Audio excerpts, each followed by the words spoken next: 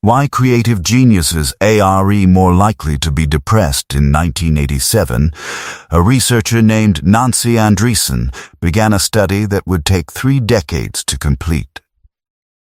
She studied 30 writers from the prestigious Iowa Writers' Workshop, comparing them to a matched control group with no creative background.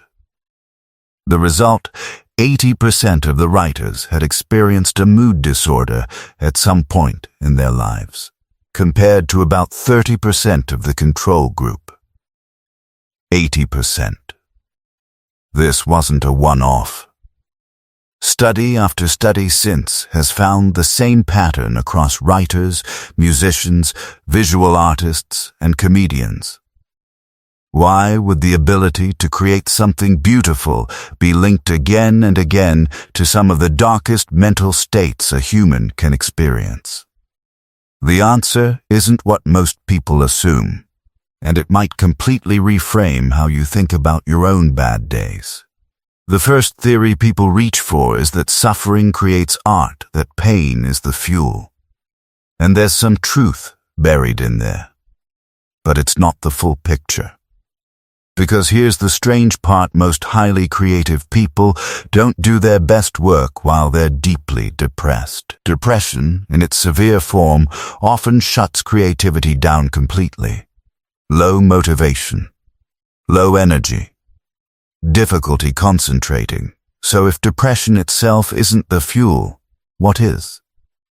The answer seems to lie not in depression itself, but in something that sits right next to it.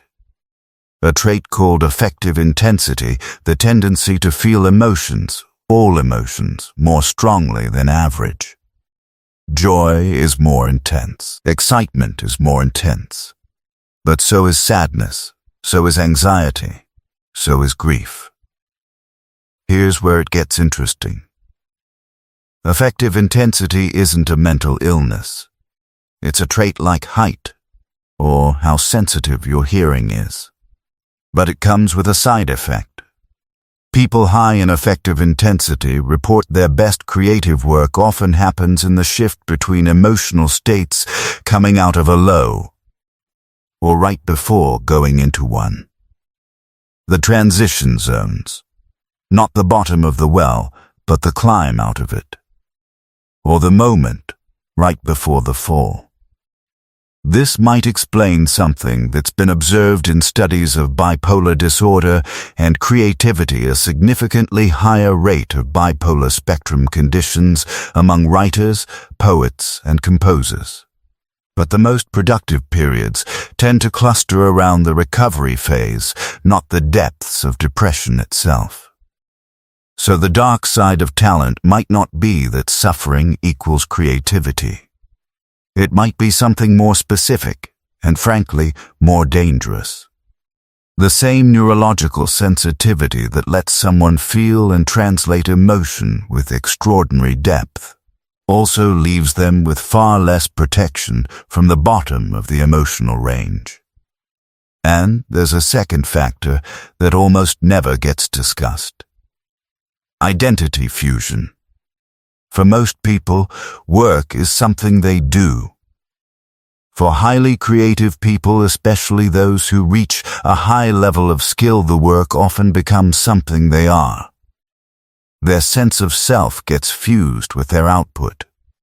This creates a uniquely brutal feedback loop. A bad review, a creative block, a project that fails for most people, that's a bad day at work. For someone whose identity is fused with their creative output, it can feel like an attack on their self.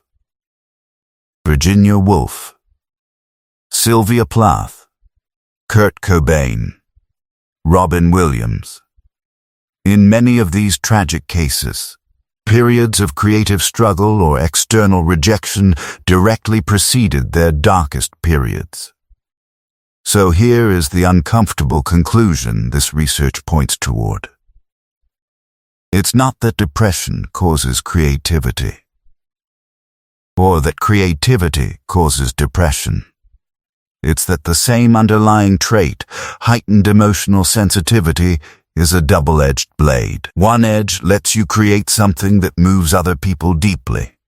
The other edge means you feel the lows just as deeply, with less natural buffer than most people have. The geniuses who survived this, who had long, productive careers without being destroyed by it, almost all had one thing in common. They found a way to separate their identity from their output. Their work could fail without them failing. That single distinction may be the difference between a long creative life and a short, brilliant, tragic one. If any part of this felt personal, if you've ever felt like your emotions run too deep, that's not a flaw. It might be the same trait that's sitting at the root of everything you're capable of creating. In the next video, we look at the 5 people in history who figured out how to manage this trait for 50 years instead of 5. Subscribe so you catch it.